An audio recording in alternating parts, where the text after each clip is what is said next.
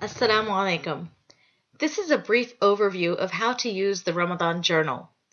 There are 3 parts of the Ramadan journal: planning, application, and follow-up. The first part, planning, takes place on pages 1 through 5. Planning our personal goals for Ramadan is essential. How many times has the entire month of Ramadan passed you by and you feel it was too fast and you feel that you did not do nearly as much as you wanted? The primary reason that this happens is that proper planning was not done.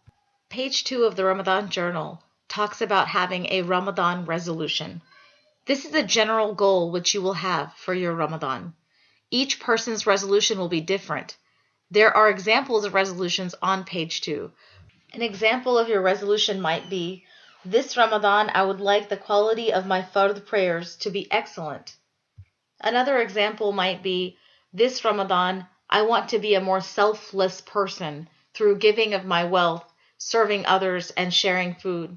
Simply having a resolution is not enough. Next, you will figure out how to achieve your resolution. You will make 3 measurable goals, actions that you will repeat regularly in order to achieve your resolution. On page 3 of the Ramadan journal, you will write down your resolution and goals. Then on page 5, you will make a personal dua list. Of course, the best of all dua are found in the Quran and Sunnah.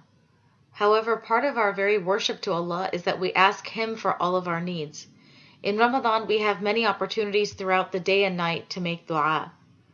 How many times has iftar time come and gone and you were so busy running around doing something else, like setting the table or greeting guests, that you were not able to make the dua that you wanted?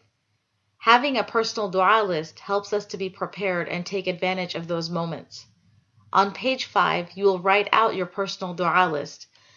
And some of the areas that you're going to write about are dua for my life in the akhirah, dua for my relationship with Allah subhanahu wa ta'ala, dua for my ummah or mankind, dua for my community, dua for my school, dua for my family members, dua for my friends, of course dua for myself, and finally things that I need to repent for.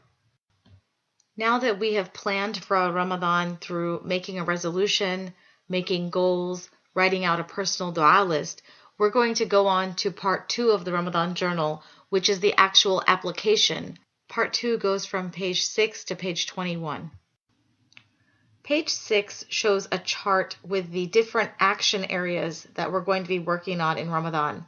Some of these action areas include fard prayer, sunnah, nafil, Quran, dhikr, dua, sadaqah, helping your parents and family, controlling your speech, bridging a relationship, as well as a section for your 3 personal goals that you've chosen.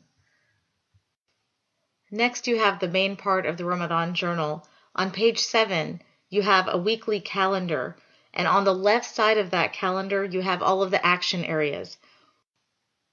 As you go through the day from morning till night working on these action areas, you want to make notes to yourself. The white boxes are for recording the fard prayer, as this is a minimum, and the colored boxes are for recording all of the remaining acts. The next page is a reflections page. At the end of each day, take a moment to think about how your day has gone. Your reflection might be that you did not feel as connected to Allah as you wanted to. Then write that down and think about why that happened. Maybe you were very busy with a project or you were traveling. Another example might be that you did almost get to your goal, but you missed it by very little. Then think about why. Were you perhaps on the phone or computer for a little too long? It could be a positive reflection. Perhaps you did reach your goal. Maybe you got enough reading done. Maybe you did do the actions that you wanted to do. Reflect upon how you made that happen. What led to that positive result? Next, look at page 9. You'll be choosing a partner who's going to support you in your goals throughout the month of Ramadan. This could be a mentor, a youth group leader, a peer, a friend, or a teacher. Anyone who holds you to the high standards that you have for yourself. Stay in touch with this person daily if possible. Record their feedback or have them write something to you in your journal, which is going to help you reach your goals.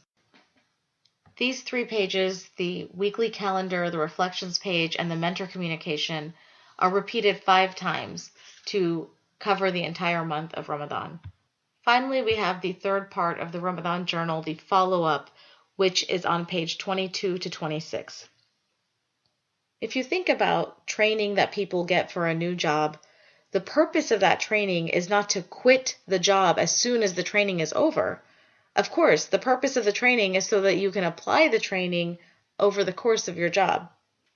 Also, if you think about many of the diets that are out there for health and nutrition, sometimes they have a 21-day challenge or a 1-month jumpstart. The purpose of those challenges is not to quit the next day and start eating chocolate and junk food all day after the challenge is over.